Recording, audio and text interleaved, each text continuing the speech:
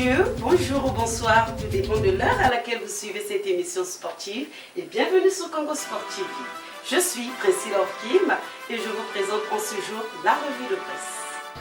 Commençons notre revue de presse par l'hebdomadaire Le Patriote dans son édition du lundi 20 juillet 2020 des 9e Jeux de la francophonie à Kinshasa qui obtient leur report en juillet 2022.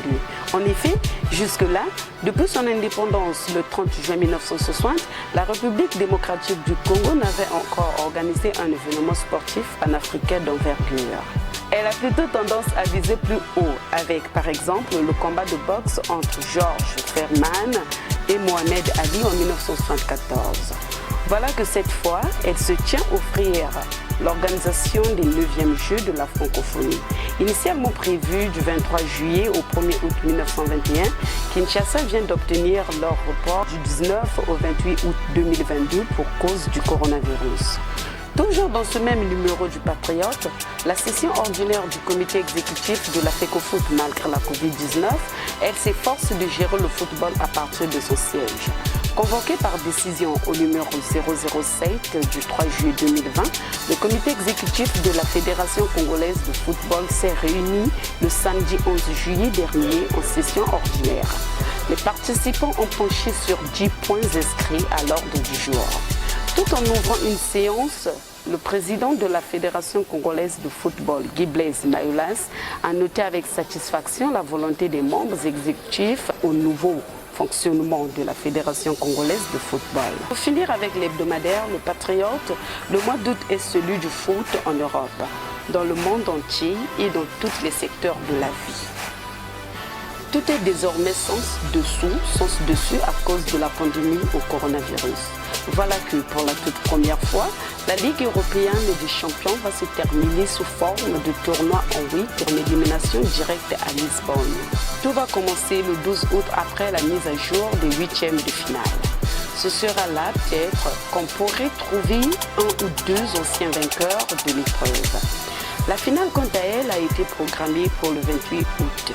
C'est ce qui a été noté par Nathan Tsongo. Ensuite, le bi-hebdomadaire d'information et d'action sociale La Semaine africaine dans son numéro 3985 du mardi 21 juillet 2020 parle du football congolais. En effet, le Real Madrid, champion d'Espagne, joue et désolation en contraste. La semaine passée, le Real Madrid a remporté avant le terme de la compétition le 34e titre de champion d'Espagne de son histoire. Après avoir associé au sacre de son rival barcelonais en 2018-2019, naturellement la joie des supporters du Real Madrid a contrasté avec la désolation de ceux du Barça, y compris en Afrique. Les deux équipes ne règnent pas que sur l'Europe. Les deux géants espagnols peuvent se targuer d'être les clubs européens les plus populaires en Afrique. Football, un club congolais gagne son litige à la FIFA. L'AS Vegas, une équipe congolaise de Ligue 2 dont le siège est à Brazzaville et leur président Dolès Oviebo obtient gain de cause dans son litige avec le centre Mbéry sportif du Gabon au sujet des joueurs qu'elles avaient transférés la saison dernière au club de Liverpool qui disputait la Ligue des Champions. Cette équipe de l'AS Vegas du Congo va obtenir réparation après le jugement de la commission du statut du joueur de la Fédération internationale de football association. Une somme de 6 500 000 francs CFA devrait rentrer en possession d'une formation congolaise. Toujours la semaine africaine, sport collectif de la reprise des compétitions, une arlésienne. À cause de la faute à la Covid-19, bien évidemment, qui continue de mettre les nerfs à rude épreuve.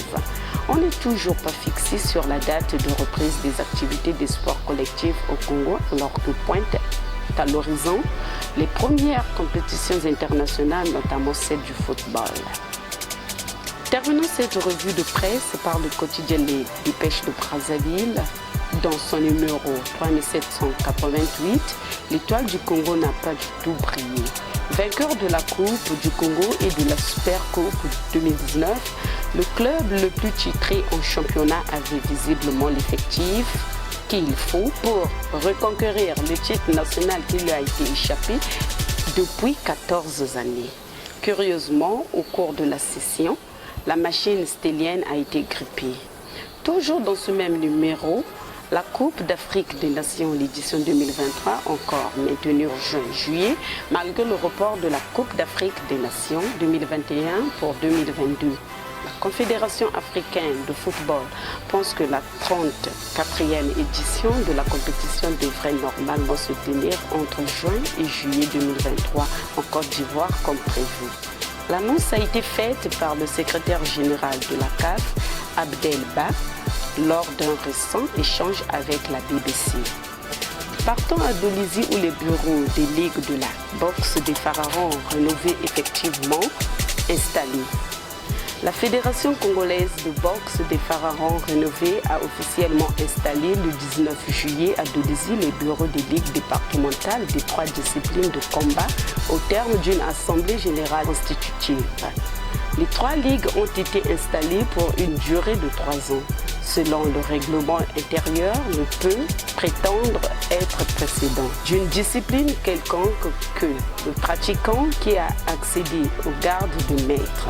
Didas Mazumbani a été élu à la tête de la Ligue départementale de la boxe des pharaons rénovée avec un bureau de 7 membres contre 8 pour celui de Close Combat dirigé par Romain Poumou. Wilfried Lungumbu a été placé à la tête d'un bureau de 6 membres pour diriger la Ligue de Kempo de Dolisie. Tous les 3 doivent nommer un directeur technique et de faire valider par la hiérarchie. Chers sportifs, nous voilà à la fin de cette émission et merci de l'avoir suivi. Alors, bonne suite de programmes sur Congo Sport TV. Au revoir et à la prochaine.